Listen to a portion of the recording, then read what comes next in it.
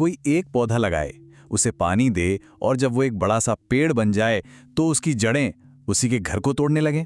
अजीब है ना? पर कुछ ऐसी ही कहानी है पाकिस्तान और तालिबान की। एक ऐसी ताकत जिसे पाकिस्तान ने खुद पाला पोसा और आज वही उसके लिए सबसे बड़ा खतरा बन गई है। चलिए आज इसी उलझी हुई कहानी को सुलझाते हैं। साल था 2026, महीना फरवरी का।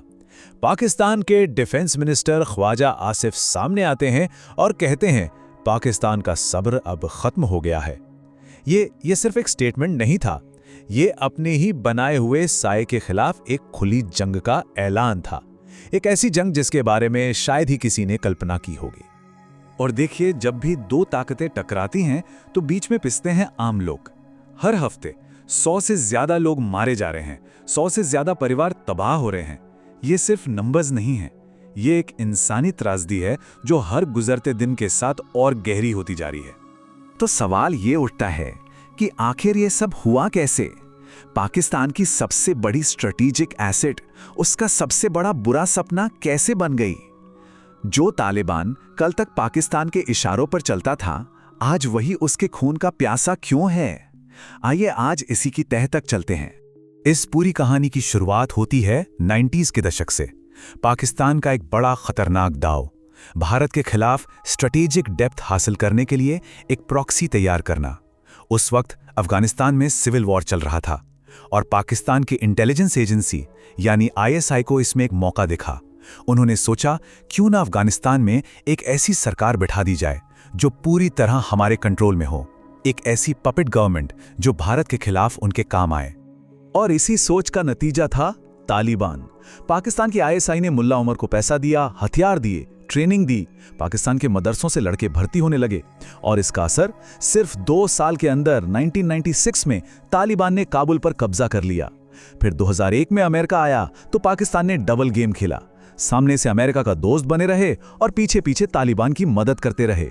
और जैसे ही 2021 में अमेरिका ने अपने कदम पीछे खींचे, तालिबान फिर से काबुल की गद्दी पर बैठ गया। और ये कोई छोटा मोटा सपोर्ट नहीं था, ये पूरा एक सिस्टम था। पाकिस्तान ने उन्हें हथियार सप्लाई किए, फंडिंग दी, ट्रेनिंग दी और सबसे ज़रूरी अपने यहाँ छिपने के लिए सेफ हेवन्स दिए। हद तो तब हो गई जब 2021 में तालिबान ने पूरे अफगानिस्तान पर कब्जा किया और उस वक्त के पाकिस्तानी PM इमरान खान ने जश्न मनाते हुए कहा कि गुलामी की जंजीरें टूट गई हैं। पाकिस्तान को लगा कि बस उन्होंने शतरंज की बाजी जीत ली है। लेकिन पाकिस्तान एक चीज समझना भूल गया था, जब आप नफरत और कट्टरता का जिन बोतल से बाहर निकालते हैं तो जरूरी नहीं कि वो हमेशा आपके ही इशारों पर नाचे। और यहीं से कहानी में एंट्री होती है एक नए और कहीं ज्यादा खूंखार किरदार की, तहरीक-ए-तालिबान पाकिस्तान, जिसे हम TTP के नाम से जानते हैं। अब यहां पर एक बहुत जरूरी बात समझनी होगी। अफगान तालिबान और TTP नाम एक जैसे लगते हैं, पर इनमें जमीन आसमान का फर्क है। देखिए, अफगान तालिबान का मकसद है अफगानिस्तान पर हुकूमत करना और वो पाकिस्तान का पुराना साथी है। लेकिन TTP यानी पाकिस्तानी तालिबान का मिशन बिल्कुल अलग है। उसका सिर्फ एक ही मकसद है, पाकिस्तान की सरकार को उखाड़ फेंकना और वहां शरिया कानून लाना। TTP के लिए पाकिस्तान दोस्त नहीं, सबसे बड़ा दुश्मन है। और TTP ने अपने खूनी इरादे पूरी दुनिया के सामने सबसे भयानक तरीके से जाहिर किए। दिन था दिसंबर 2014 का, जगह थी पेशावर का आर्मी पब्लिक स्कूल। ये पाकिस्तान के इतिहास का वो काला दिन है जिसने उसकी रूह पर एक ऐसा जख्म दिया जो शायद कभी नहीं भरेगा। TTP के दहशतगर्द सीधे क्लासरूम में घुसे और उन्होंने बच्चों पर गोलियां बरसा दी। 1, 2 नहीं, 132 मासूम बच्चे जो सुबह स्कूल पढ़ने आए थे, शाम तक उनकी लाशें उन्हीं की डेस्क पर पड़ी थीं। ये कोई जंग नहीं थी, ये इंसानियत का कत्लेआम था। और उस दिन के बाद TTP पाकिस्तान के लिए नंबर 1 दुश्मन बन गया। अब आगे बढ़ते हैं। 2021 में जब अफगान तालिबान काबुल में वापस आया तो TTP के लिए तो जैसे लॉटरी लग गई। अफगानिस्तान उनके लिए एक सेफ हेवन बन गया, एक महफूज पनाहगाह। और इसके बाद पाकिस्तान में आतंक का जो खूनी खेल शुरू हुआ, वो आज तक रुकने का नाम नहीं ले रहा है।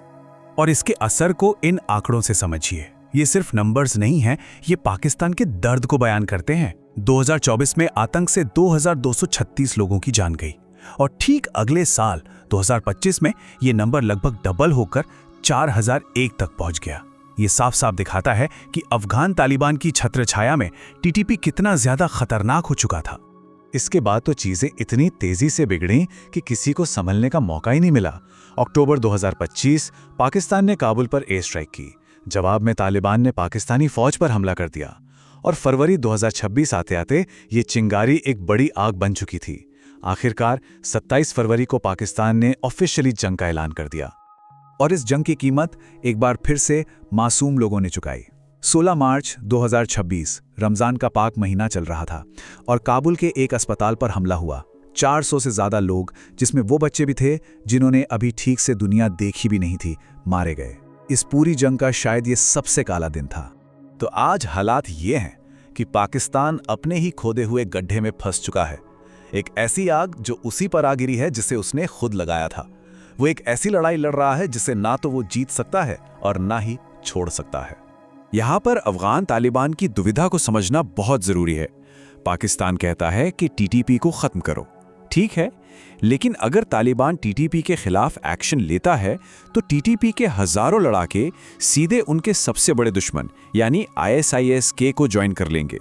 मतलब एक दुश्मन को खत्म करने के चक्कर में तालिबान अपने लिए एक उससे भी बड़ा और खतरनाक दुश्मन पैदा कर देगा।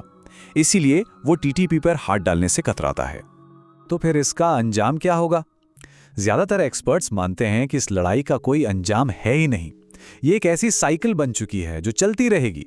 दोनों तरफ से लड़ाई होगी, फिर इंटरनेशनल प्रेशर में सीज फायर होगा, लेकिन असली मुद्दा यानी टीटीपी के सेफ हेवंस वहीं का वहीं रहेगा और फिर से लड़ाई शुरू हो जाएगी। ये साइकिल बस चलती ही रहेगी। और अब आते हैं इस कहानी की सबसे बड़ी, सबसे अजीब विडंबना पर। सोच कर देखिए, पाकिस्तान ने यह पूरा खेल शुरू किया था भारत के खिलाफ स्ट्रैटेजिक डेप्थ पाने के लिए। और 2026 में हकीकत क्या है? पाकिस्तान अपने ही बनाए हुए प्रॉक्सी से जंग लड़ रहा है और वही अफगान तालिबान दूसरी तरफ भारत के साथ ट्रेड डील साइन कर रहा है। इसे कहते हैं किस्मत का खेल या फिर पासा पूरी तरह से उल्टा पड़ जाना। तो पूरी बात का सार बस इतना सा है, पाकिस्तान आज उस आग को बुझाने की कोशिश कर रहा है जो उसने कभी खुद ही जलाई थी। उसने सोचा था कि पड़ोसी के घर में आग लगाकर वो अपनी रोटियां सेक लेगा, लेकिन उसे ये नहीं पता था कि हवा का रुख बदलेगा और वही लपटें उसके अपने घर तक आ पहुंचेंगी। तो आखिर में एक ही सवाल है जो हवा में तैर रहा है, ये आग कब बुझेगी और इसके खत्म होने से पहले और कितने बेगुनाह इसमें जलकर राख हो जाएंगे? ये एक ऐसा सवाल है जिसका जवाब फिलहाल किसी के पास नहीं है।